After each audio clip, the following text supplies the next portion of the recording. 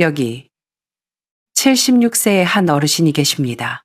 은퇴한 지는 이미 오래되었고 갑작스럽게 찾아온 낙상사고 하나로 자식들의 손에 이끌려 요양원으로 거처를 옮기게 되었습니다.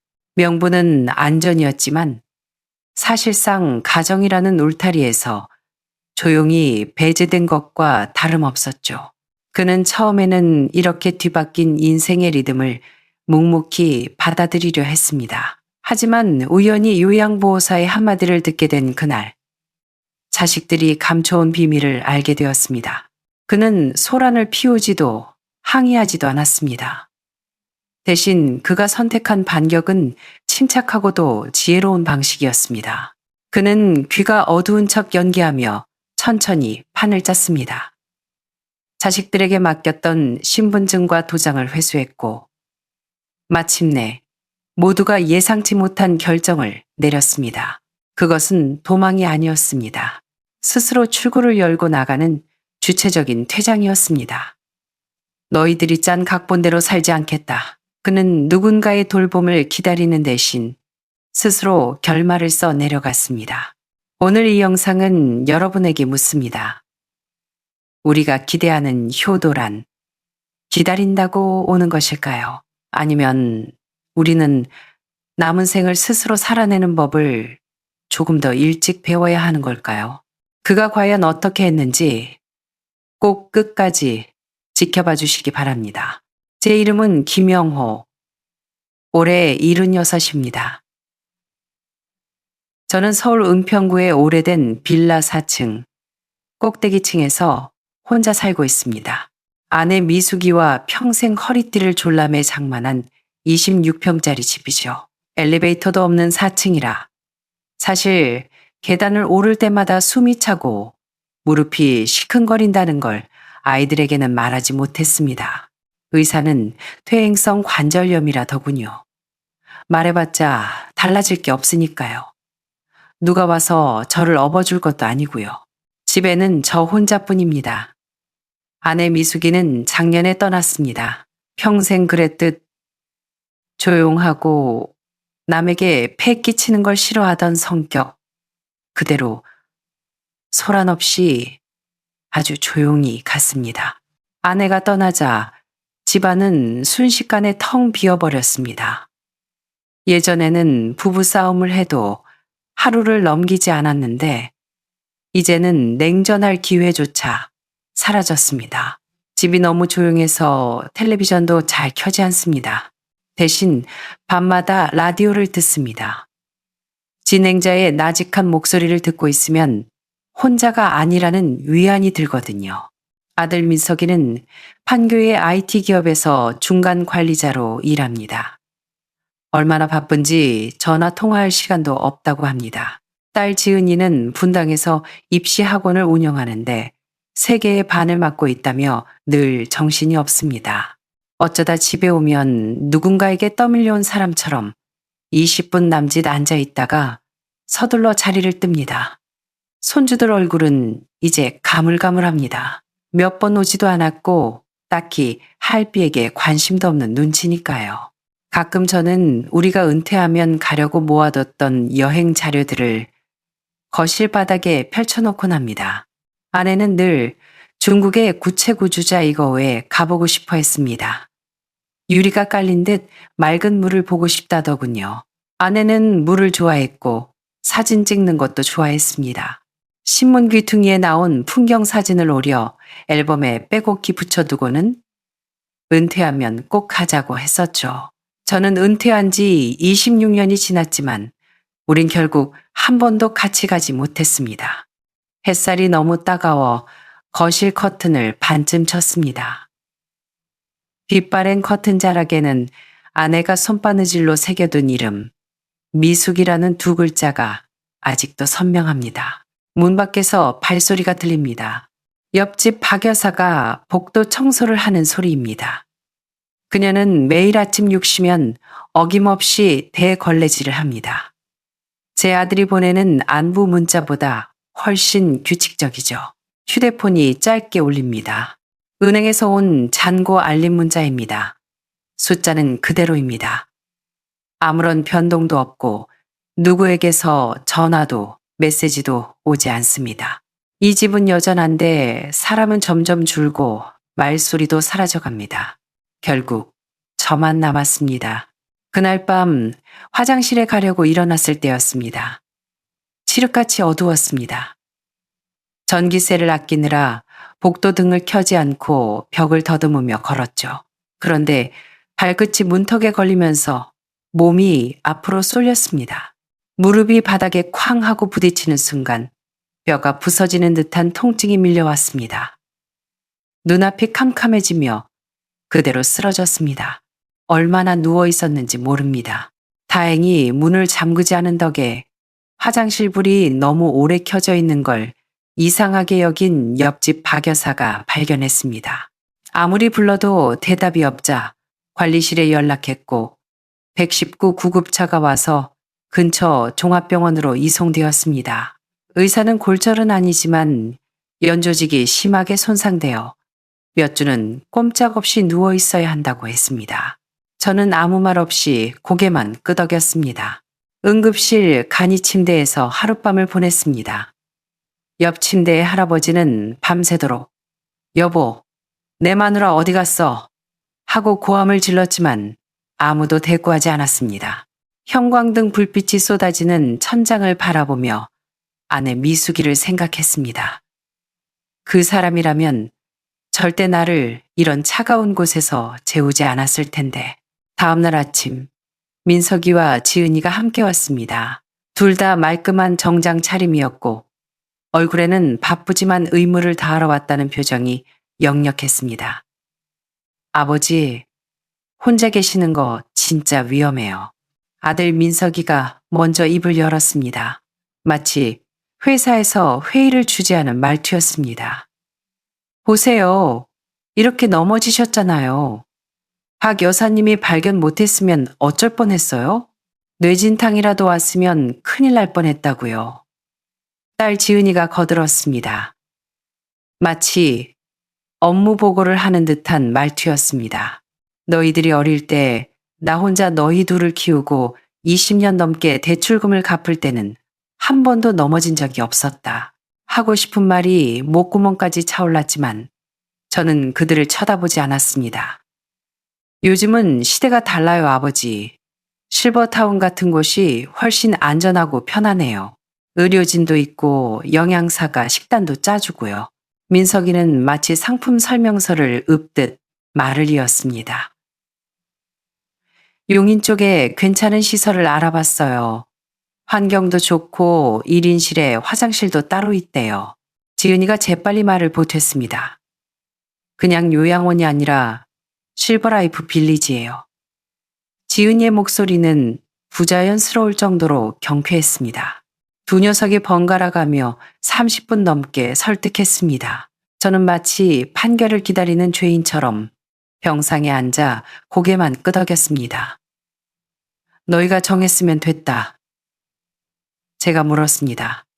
가서 한번 보고 결정해도 되냐? 마음에 안 들면 다시 생각하고. 그럼요. 일단 한번 보시는 것도 좋죠. 민석이가 웃으며 말했습니다. 이미 모든 절차를 계획해둔 듯 했습니다. 제 입에서 긍정적인 답이 나오자 그제야 두 사람의 표정이 풀어졌습니다. 하지만 저는 알았습니다. 그들이 온 건 상의하러 온 게 아니라 통보하러 온 것이란 걸요. 작은 여행 가방 하나를 들고 비즈니스 호텔처럼 생긴 회색 건물 앞에 섰습니다. 용인 웰빙 실버라이프 빌리지라는 글자가 로비 대리석 벽 위에서 차갑게 빛나고 있었습니다. 저는 그 글자들을 한참이나 바라보았지만 마음은 전혀 그 안으로 들어가지 못했습니다. 로비는 넓고 천장은 위압적으로 높았습니다. 직원들은 유니폼을 입고 직업적인 미소를 짓고 있었죠. 김영호 어르신, 안녕하세요. 1인 특실로 배정해드렸습니다. TV랑 냉장고도 있고요. 방 번호는 405입니다. 상담 직원의 목소리는 라디오 주파수를 잘못 맞춘 것처럼 너무 높고 톤이 맑았습니다. 405, 제가 살던 빌라 호수와 똑같았습니다.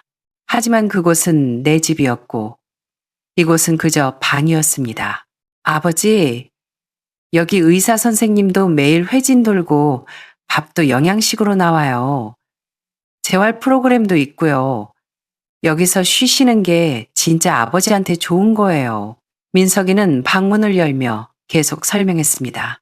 방에 들어서자 옅은 소독약 냄새가 났습니다. 하얀 벽, 나무 무늬 시트지가 붙은 가구, 싱글 침대 하나. 깨끗하긴 했지만 제 것은 하나도 없었습니다. 수건, 칫솔, 치약, 컵 다 준비해뒀어요. 여직원이 로고가 박힌 세면 가방을 건네며 웃었습니다. 저는 말없이 가방을 침대맡에 두었습니다. 그럼 저흰 가볼게요. 나중에 또 올게요. 지은이가 문가에 서서 말했습니다. 마치 아이를 학원에 내려주고 가는 엄마처럼요. 언제 다시 오냐? 저도 모르게 물었습니다. 업무 스케줄 봐서요. 다음 주는 확실치 않아요. 일단 적응 좀 하고 계세요. 민석이가 제 어깨를 툭툭 쳤습니다. 마치 전쟁터에서 살아남은 전우를 격려하듯이. 문이 닫히는 순간 제 마음의 문도 쾅 하고 닫혀버린 것 같았습니다. 셋째 날 아침, 식사는 호박죽과 브로콜리, 두부조림이었습니다. 미지근한 계란찜 한 입을 먹다가 숟가락을 놓았습니다. 맞은편에 앉은 정노인은 백발에 얼굴이 앙상했습니다. 그는 아주 천천히 씹으며 허공을 응시했습니다. 옆자리 임 여사가 투덜거렸습니다. 오늘 반찬도 영맛이 없네. 그러더니 저를 힐끗 보며 물었습니다. 새로 왔수. 제가 고개를 끄덕이자 그녀는 날씨 이야기하듯 무심하게 말했습니다. 여기 온 지 석 달 됐는데 우리 영감은 한 번도 안 왔어. 저는 대꾸하지 않고 죽그릇만 내려다보았습니다. 그날 오후 민석이에게서 카톡이 왔습니다. 아버지, 잘 계시죠? 오늘 회사 일이 좀 바빠서 나중에 통화해요. 나중에라는 말은 노인을 따돌리기에 참 편리한 단어입니다. 답장을 안 했더니 10분 뒤에 이모티콘 하나가 날아왔습니다. 웃으며 포옹하는 곰돌이 그림. 휴대폰을 끄고 침대에 누워 천장 에어컨 구멍만 바라보았습니다. 아내 미숙이는 잠들기 전 제 가슴에 손을 얹고 당신이 있어서 잠이 잘 와요 라고 했었는데 이제는 아무리 오래 누워 있어도 말을 걸어오는 사람이 없습니다. 창밖은 푸르른 산이 보이고 시설은 훌륭했지만 이곳에서 저를 김씨 아저씨라고 부르거나 제가 짜장면을 좋아한다는 걸 아는 사람은 아무도 없었습니다. 저는 그저 405호 입소자일 뿐 김영호가 아니었습니다. 어느 날 저녁 식사 시간 임 여사의 집을 아들이 몰래 팔아치웠다는 소문을 들었습니다. 그녀는 밥을 먹으며 표정 하나 변하지 않고 덤덤하게 말했습니다. 어차피 난 못 돌아가니까 팔아서 지들끼리 나누는 게 낫지. 관리하기도 귀찮을 텐데. 그 말을 듣고 밥이 목구멍에 걸려 넘어가지 않았습니다. 며칠 뒤부터 요양원에 미묘한 변화가 눈에 들어오기 시작했습니다. 제가 앉던 창가 쪽 식탁 자리가 주방 입구 쪽으로 바뀌었습니다. 동선 때문이라지만 사실은 면회객이 자주 오는 VIP 입소자에게 자리를 내준 것이었습니다. 세탁실 이용 시간도 통보 없이 바뀌었습니다. 따님과 얘기해서 옷은 댁으로 보내서 처리하기로 했습니다. 내 옷을 내 딸한테 보낸다고? 나는 들은 적이 없는데? 하지만 저는 아무것도 묻지 않고 그저 늙어서 깜빡하는 척, 귀가 어두운 척 연기하기로 했습니다. 그러다 어느 수요일 오후였습니다. 지하 세탁실에 빨래 건조대를 가지러 갔다가 안에서 요양보호사 2명이 떠드는 소리를 들었습니다. 그 405호 할아버지네 자식들 말이야. 요즘 은평구 그 집 내놓으려고 부동산 알아보고 다닌대. 어머, 진짜? 할아버진 나오기 싫어하셨다던데. 자식들이 그러잖아. 어차피 아버진 여기 계시는데 빈집 놔둬서 뭐 하냐고. 그 집이 재개발 얘기 돌면서 10억은 넘는다던데. 안 팔면 손해지. 그들은 킥킥대며 다른 어르신의 대소변 실수 이야기로 화제를 돌렸습니다. 문 밖에서 제 손이 덜덜 떨렸습니다. 화가 나서가 아니었습니다. 등줄기를 타고 머리끝까지 올라오는 서늘한 냉기 때문이었습니다. 그들이 계산하고 있는 건 집값이 아니라 바로 제 남은 목숨값이었습니다. 방으로 돌아와 밤새 한숨도 못 잤습니다. 머릿속은 불타는 창고처럼 지난 수십 년의 기억이 뒤엉켜 아우성쳤습니다. 미숙이와 제가 그 집 대출금을 갚으려고 얼마나 안 먹고 안 입고 살았는지 저는 한국전력 기술직으로 일하며 교대 근무를 밥 먹듯이 했습니다. 오직 우리 가족의 뿌리를, 내 집이라는 껍데기를 지키기 위해서였죠. 아내가 생전에 늘 하던 말이 있었습니다. 이 집은 절대 팔면 안 돼요. 여기가 있어야 나중에 손주들도 와서 놀다 가죠. 아내는 그런 정침을 믿었고 저도 믿었습니다. 하지만 우리 자식들이 믿는 건 이자율이었고 시세 차익이었고 비워두면 손해라는 효율성이었습니다. 서랍을 열어 아내가 떠나기 전 남긴 마지막 편지를 꺼냈습니다. 삐뚤빼뚤한 글씨로 이렇게 적혀 있었습니다.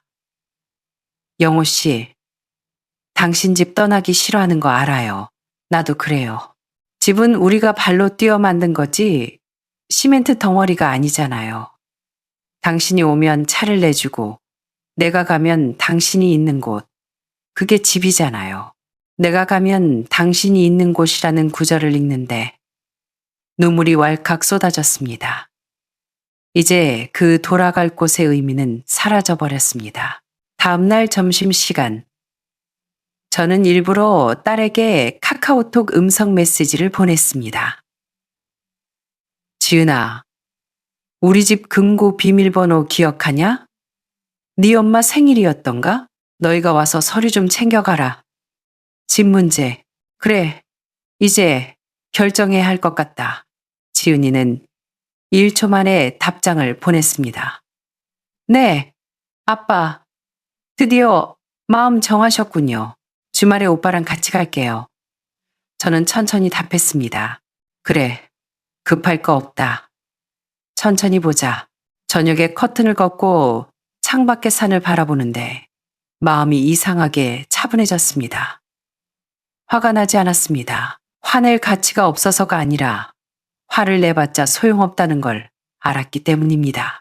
그들은 이제 내가 알던 그 가족이 아니었습니다. 이 세상은 노인에게 빨리 늙으라고, 빨리 자리를 비우라고 재촉합니다. 하지만 저는 더 이상 그 장단에 맞춰주지 않기로 했습니다. 안색이 안 좋으시네요. 마음에 짐이 있어 보여요. 처음 그 목소리를 들은 건 오후 휴게실에서였습니다. 저는 창가에 앉아 한국전력 사보를 뒤적이고 있었지만 글자는 눈에 들어오지 않았습니다. 맞은편에 앉은 노인은 여든이 넘어 보였지만 짧게 깎은 머리에 회색 트렌치코트가 멋스러웠습니다. 테이블 위에는 아이패드와 중국 운남성 여행 가이드북, 그리고 김이 모락모락 나는 홍차 한 잔이 놓여 있었습니다. 그냥 순응하고 사실 분 같지는 않은데 그가 불쑥 말을 건넸습니다. 저는 대답 대신 그의 여행 책자를 빤히 쳐다보았습니다. 운남성에 가시려고요. 갔다 왔지. 방금 돌아왔어. 리장, 샹그릴라, 루구오까지 한 바퀴 돌고 왔네. 그제야 고개를 들어 그를 제대로 보았습니다. 그가 손을 내밀었습니다. 장화청장 선생님이라고 하오.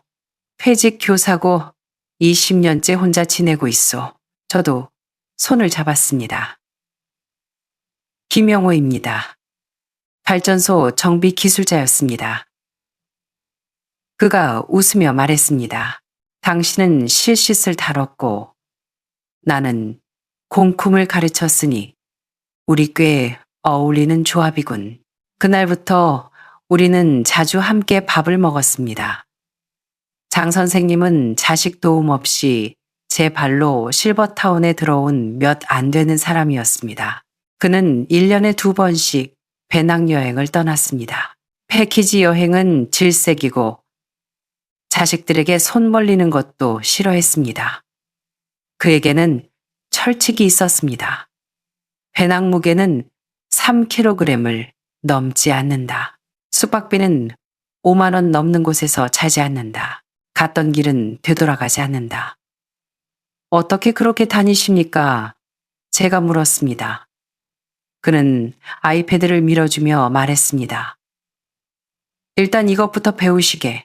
그때부터 저는 그에게 스마트 기기 다루는 법을 배웠습니다.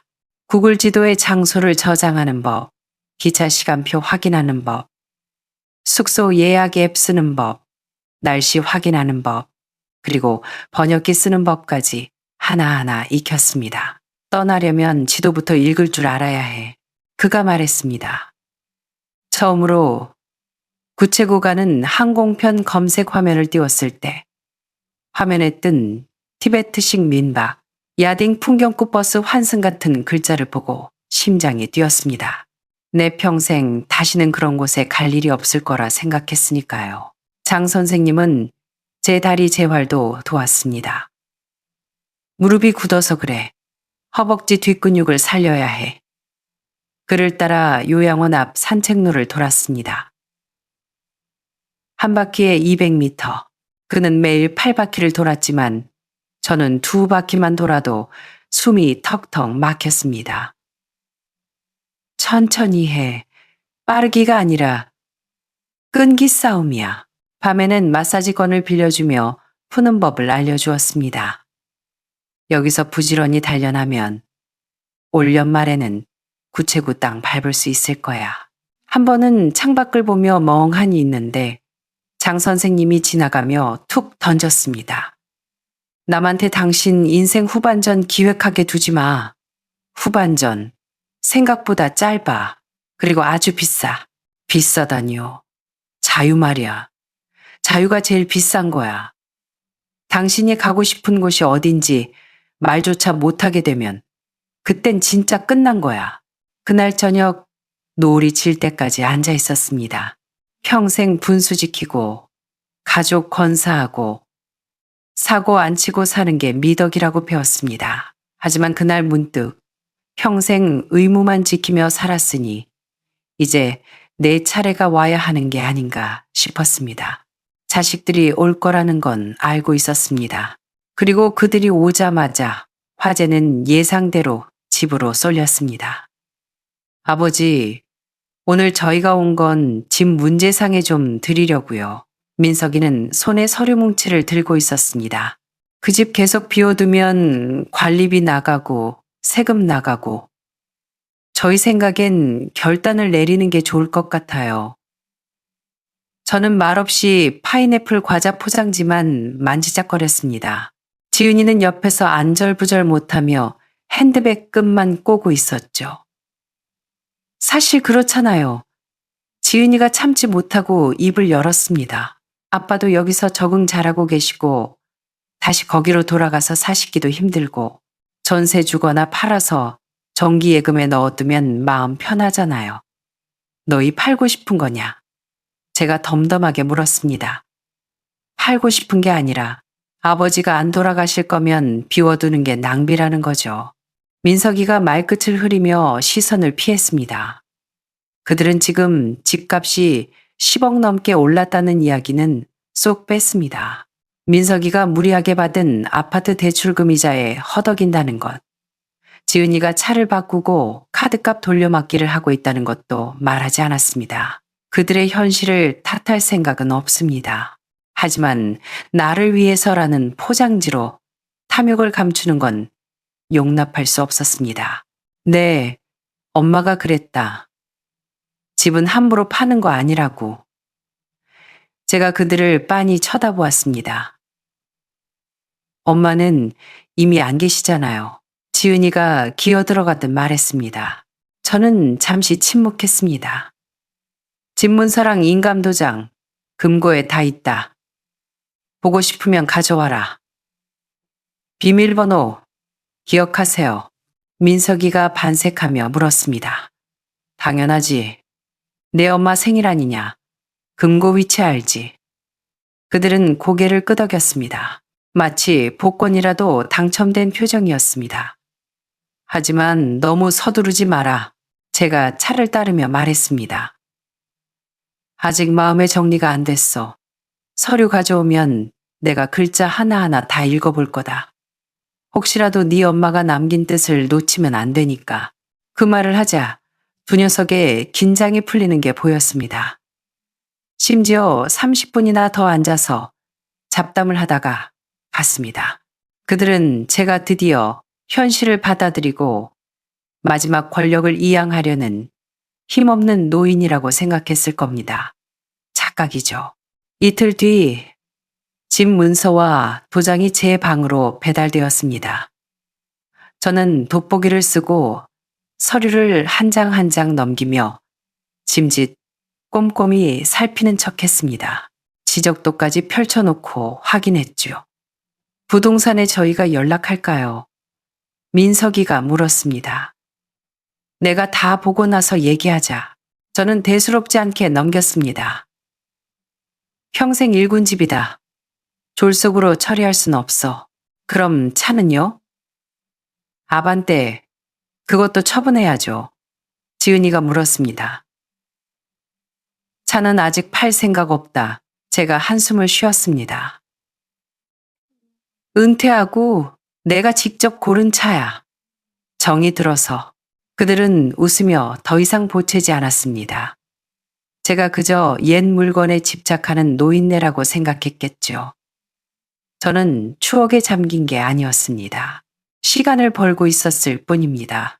시간을 끌수록 그들은 안심하고 방심할 테니까요. 그날 밤 저는 모든 서류를 챙겨 큰 서류 봉투에 넣고 밀봉했습니다. 사본을 만들고 사진을 찍어 클라우드에 올렸습니다. 원본은 힙색 허리 가방, 깊숙한 곳에 넣어 잠옷바지 안쪽에 찼습니다. 어떤 전쟁은 힘으로 이기는 게 아닙니다. 인내심으로 이기는 겁니다. 다음 날 휴게실에서 장 선생님을 만났습니다. 그들이 드디어 미끼를 물었습니다. 제가 조용히 말했습니다.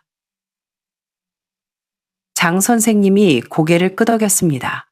어떻게 대응하실 겁니까? 일단 침묵입니다. 제가 차를 들이켰습니다. 이 나이에 자식들과 싸워봤자 남는 건 혈압 오르는 것뿐입니다. 저는 노병 전술을 쓸 겁니다.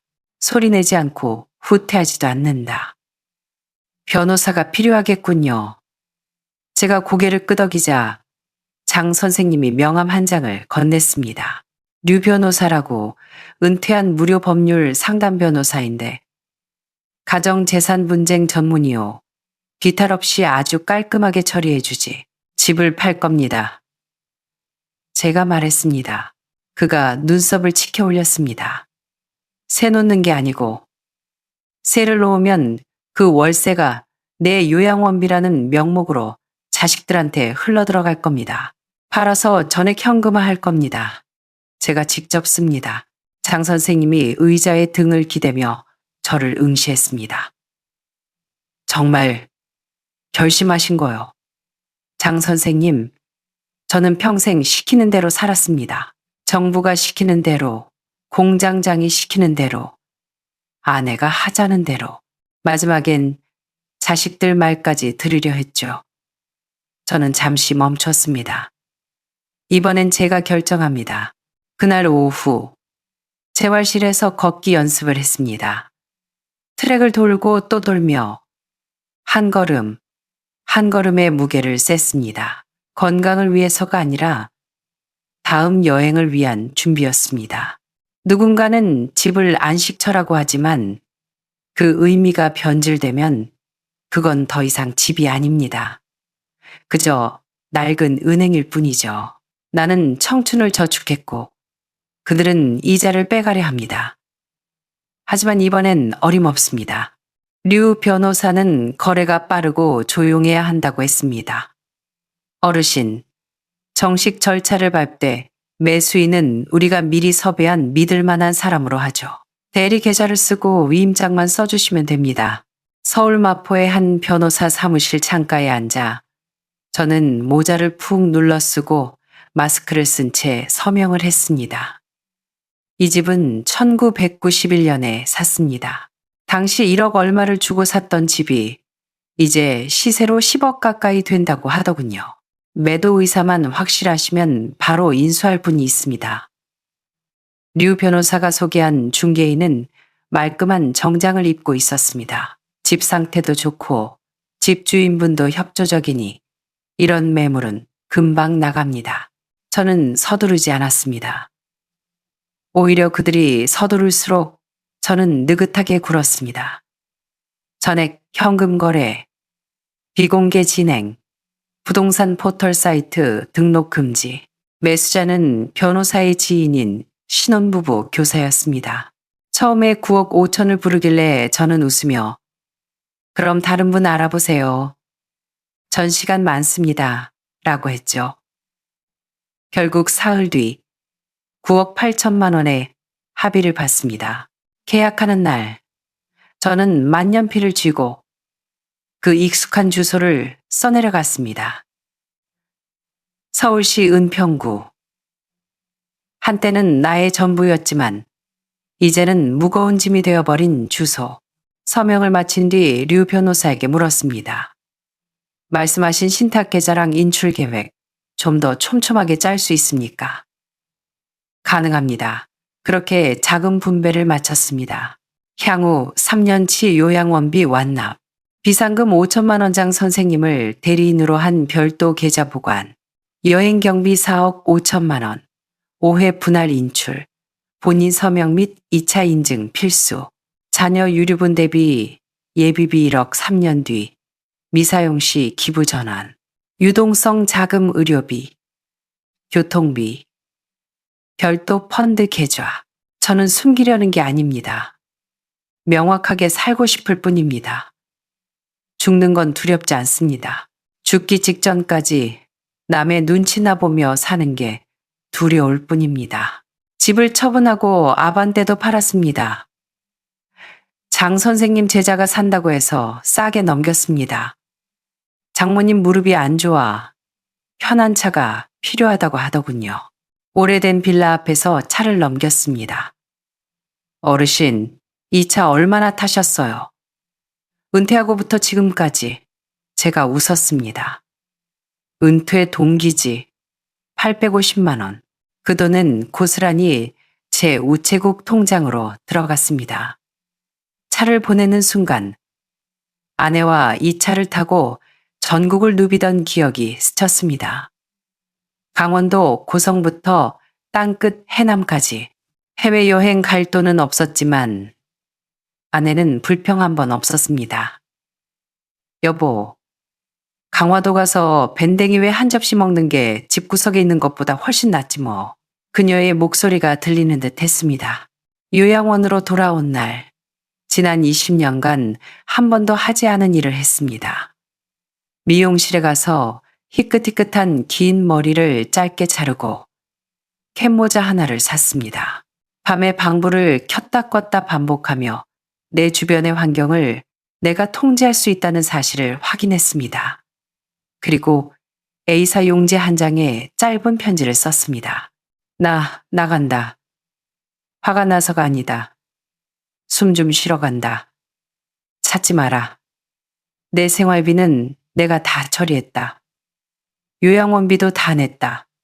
집도 차도 다 정리했다. 빚도 없고 남긴 것도 없다. 나중에 날 보고 싶으면 돈이나 도장 때문이 아니라 그냥 차나 한잔 하러 온다면 언제든 환영이다. 그게 아니라면 각자 살자. 그것도 나쁘지 않다. 편지를 접어 서랍 첫 번째 칸. 아내와 함께 찍은 사진 밑에 넣어두었습니다. 사진 속 아내도 웃고 있고 저도 웃고 있습니다. 새벽 5시 반. 저는 기내용 캐리어를 끌고 요양원 총문을 나섰습니다. 아직 요양보호사들이 교대하기 전이라 조용했습니다. 출입카드를 찍고 나오니 차가운 새벽 공기가 얼굴을 때렸습니다. 가슴이 뛰었습니다. 긴장되기도 하고 마치 군대 제대하기 전날 밤처럼 설레기도 했습니다. 모자를 눌러쓰고 가방을 확인했습니다. 여권, 체크카드, 휴대폰, 현금, 옛날 사진, 그리고 티타늄 등산 지팡이. 어느 것 하나 허투루 챙긴 게 없습니다. 제 노년의 마지막 원정을 위한 장비들이니까요. 지하철을 탔습니다. 창밖으로 빠르게 지나가는 풍경을 보며 속으로 되뇌었습니다. 영호야, 이제 너는 집이 없다. 하지만 동시에 또 다른 목소리가 들렸습니다. 하지만 이제 너는 갈 곳이 생겼다. 집 문제 진짜 더는 못 미뤄. 지은이가 아이스 아메리카노 빨대를 신경질적으로 휘저었습니다. 오빠 민석이와 분당의 한 카페 구석 자리에 마주 앉아 있었습니다. 그 집 그냥 두면 재산세 나오지, 관리비 나오지. 민석이는 등받이에 기대어 회사 단톡방을 확인하며 건성으로 대답했습니다. 알아. 근데 아버지가 아직 요양원에 주소 두고 계시잖아. 함부로 못 건드려. 오빠가 못하면 내가 해. 지은이가 입술을 깨물었습니다. 민석이가 힐끗 쳐다보았습니다. 우리 솔직해지자. 아버지 은퇴하실 때 그 집 베란다 확장하고 인테리어 싹 한 거 다 손주들 와서 놀라고 한 거잖아.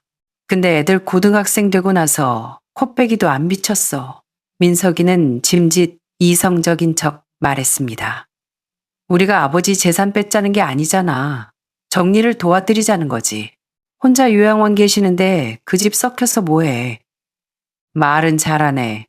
오빠 대출금 때문에 그런 거 아니야. 지은이가 비웃었습니다.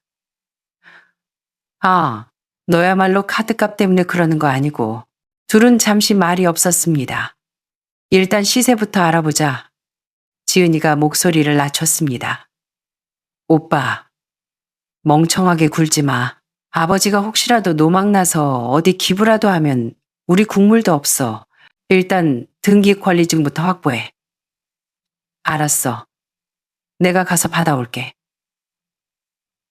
민석이 눈이 번들거렸습니다. 그들은 아버지가 집에 대해 어떻게 생각하는지는 중요하지 않았습니다. 그들에게 그 낡은 빌라는 집이 아니라 잠시 묶여있는 자산일 뿐이었습니다. 시간이 지나면 자연스럽게 상속될 금고 같은 것. 하지만 그들은 간과했습니다. 그 금고 안의 노인은 아직 살아있고 심지어 움직이고 있다는 것을요. 김영호 어르신이 오늘 새벽 5시 이후로 안 보입니다. 요양원에 전화를 받은 건 민석이었습니다. 네? 안 보이다니요? 어디 가셨는데요? CCTV 확인해보니 캐리어 끌고 쪽문으로 나가셨어요. 외출 기록도 없으시고요. 민석이는 멍하니 수화기를 들고 있었습니다. 아니, 3년치 다 내셨는데 그냥 가셨다고요? 그게 말이 됩니까? 저희도 당황스럽습니다. 방 서랍에 편지 한 통 남겨두셨으니 와서 확인해 보세요. 전화를 끊은 민석이의 이마에 식은땀이 흘렀습니다. 당장 지은이에게 전화를 걸었습니다. 야, 아버지가 없어지셨대. 짐 싸 들고 나가셨단다. 뭐? 산책 가신 거 아니야? 아니야. 방을 싹 비우셨대. 빨리 와. 요양원으로 가야 해. 그날 오후 남매는 요양원 405호에 도착했습니다. 방은 정말로 깨끗했습니다. 옷장도 텅 비었고 침대본은 빳빳하게 정리되어 있었습니다. 아버지가 쓰던 낡은 폴더폰도 여행 앨범도 무릎 운동하던 밴드도 사라졌습니다. 직원이 건네준 편지를 지은이가 떨리는 손으로 열었습니다. 이건 작별 인사가 아니다. 그냥 통보다. 편지를 읽어내려가던 지은이의 얼굴이 하얗게 질렸습니다. 오빠, 집을 파셨대. 뭐라고? 민석이가 편지를 낚아챘습니다. 집은 내가 팔았다. 차도 정리했다. 요양원비 다 냈으니 걱정 마라. 돈은 내가 다 알아서 쓴다. 민석이는 의자에 주저앉았습니다. 집을 팔았다고? 언제? 우리한테 말도 없이. 오빠, 저번에 도장 가져오라고 했을 때 그때 이미 다 꾸미신 거야. 지은이가 울먹였습니다. 아니, 왜 우리한테 말을 안 해? 우리가 뭐 잡아먹어. 말했으면 우리가 못하게 했을 테니까. 그제야 그들은 아버지의 이상했던 행동들이 떠올랐습니다. 스마트폰 사용법을 묻던 것, 웃으면서 천천히 보자고 했던 것. 그건 망설임이 아니라 치밀한 계획이었습니다. 그들은 경찰에 신고하고 항공사를 뒤지고 실종자 센터까지 연락했습니다. 하지만 경찰은 성인이 제 발로 나갔고 범죄 혐의점이 없으니 실종이 아니다라고 했습니다. 아니, 76 노인이 혼자 어딜 가요? 민석이가 소리쳤습니다. 혼자가 아니야. 지은이가 나지기 말했습니다. 편지에 쓰셨잖아. 엄마랑 같이 간다고. 밤9시. 두 사람은 은평구 옛집으로 달려갔습니다. 하지만 현관문 도어락은 이미 최신형으로 바뀌어 있었습니다. 초인종을 누르자 30대 남자가 나왔습니다. 누구세요?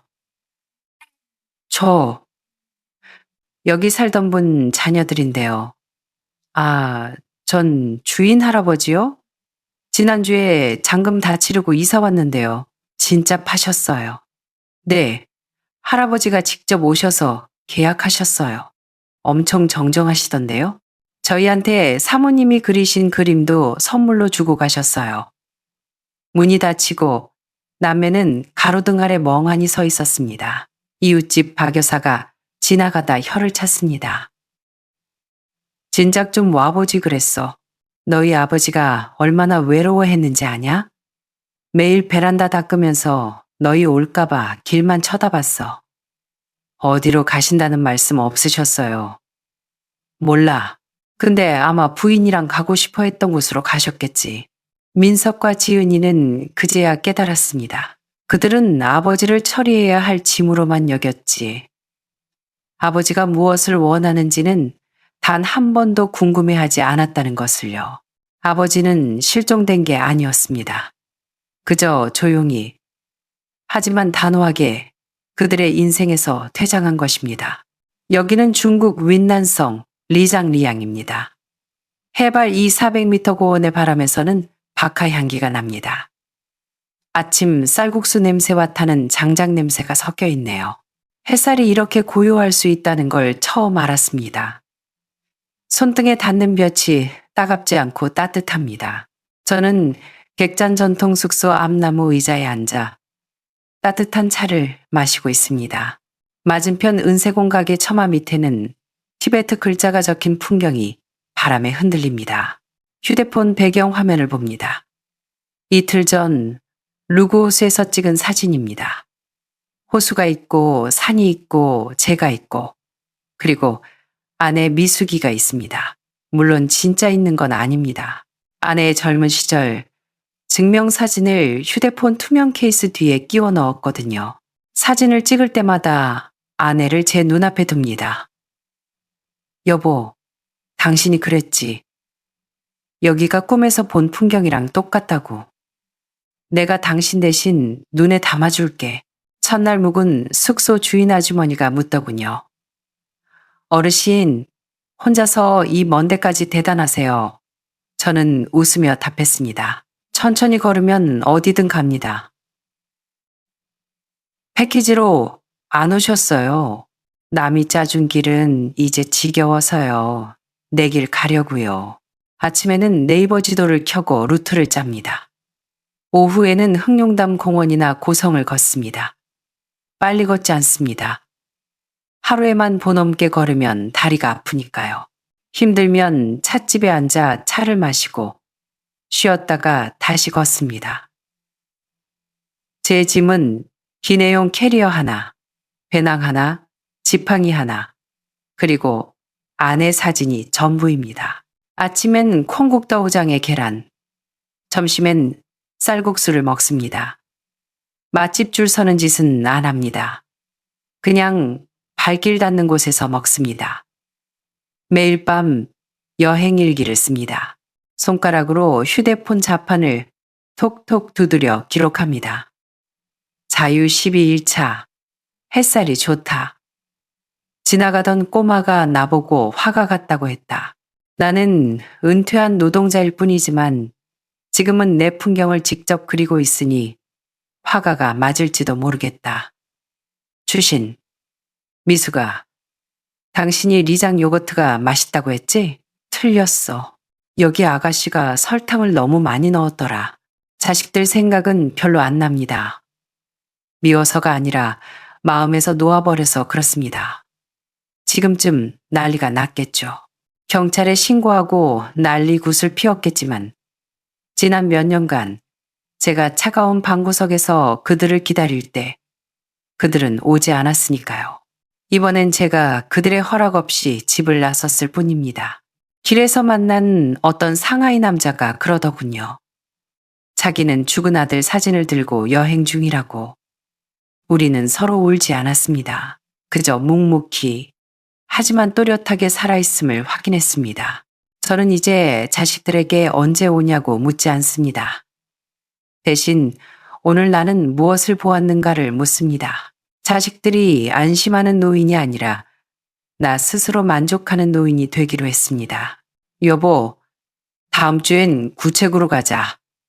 바람 부는 언덕에서 사진 속 아내에게 말했습니다. 대답은 없지만 들었을 겁니다. 오늘은 여행 87일 차입니다. 이곳은 구이조성 어느 산골 마을입니다. 이름도 잘 기억나지 않습니다. 아침 저녁으로 옷을 세 겹 껴입어도 재채기가 나오는 추운 곳입니다. 원래 오려던 건 아닌데 버스를 잘못 타서 내린 김에 눌러 앉았습니다. 비가 추적추적 내리는 골목 어귀에서 뜨끈한 양고기 국수 한 그릇을 사 먹었습니다. 주인장이 다리 불편한 저를 보고 낮은 의자를 내주더군요. 국수를 먹는데 꼬마아이가 쪼그려 앉아 제 휴대폰을 빤히 쳐다봤습니다. 할아버지, 누구랑 얘기해요? 제가 휴대폰 뒤에 사진을 보여줬습니다. 우리 할망구다. 같이 구경시켜주고 있어. 아이가 고개를 끄덕이며 진지하게 말했습니다. 사이 되게 좋으시네요. 그 말이 자식들이 지난 몇 년간 했던 어떤 효도보다 더 따뜻하게 다가왔습니다. 밥을 먹고 마을 입구 흔들다리까지 걸었습니다. 다리가 낡아서 삐걱거리고 강물은 무섭게 흘렀습니다. 지팡이를 짚고 한 걸음 한 걸음 다리 중간쯤 갔을 때 갑자기 바람이 거세졌습니다. 저는 다리 한복판에 서서 거대한 바위가 물살이 휩쓸려 내려가는 걸 보았습니다. 갑자기 눈물이 핑 돌았습니다. 무서워서가 아니었습니다. 드디어 알게 되었기 때문입니다. 나는 도망친 게 아니라 드디어 내 발로 걷고 있다는 것을요. 나는 뒷방 늙은이도 아니고 환자도 아닙니다.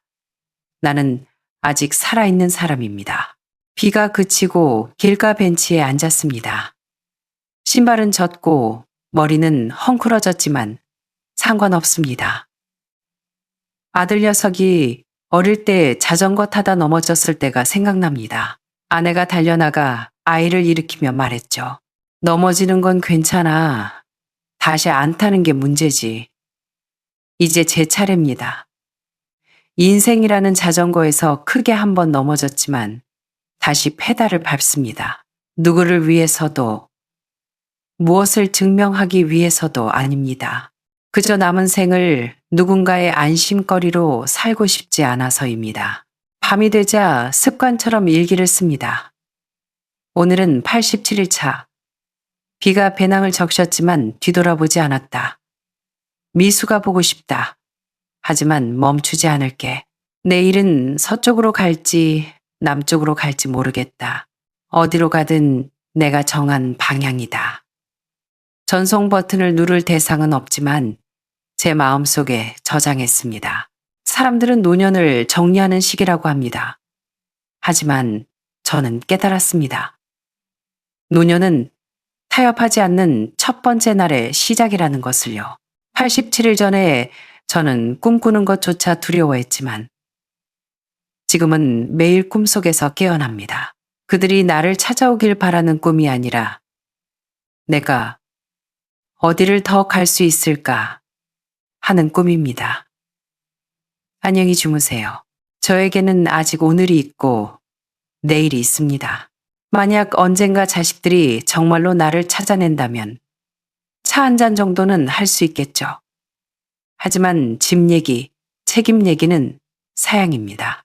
그냥 오늘 날씨 얘기, 어제 건넌 다리 얘기, 그리고 엄마 얘기나 하렵니다. 김영호 어르신은 떠났습니다. 증발한 게 아닙니다. 수동적인 삶에서 일어나 능동적인 삶으로 걸어나간 것입니다. 자식들과 싸우지도 누구를 비난하지도 않았습니다. 그저 침묵 속의 단단한 의지로 자신의 삶을 되찾아왔을 뿐입니다. 여러분은 이분의 결정을 어떻게 보시나요? 나이든 부모가 이렇게 독자적으로 인생을 설계할 권리가 있다고 보시나요? 만약 여러분이 자식 입장이라면 배신감을 느낄까요?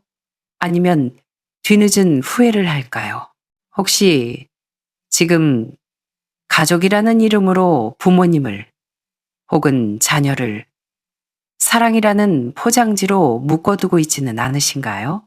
여러분의 생각을 댓글로 남겨주세요. 그리고 이 이야기가 누군가에게 작은 용기가 될 수 있다면 주변에 공유해 주세요.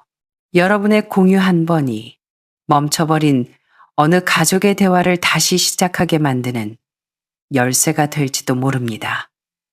그럼 댓글에서 기다리겠습니다.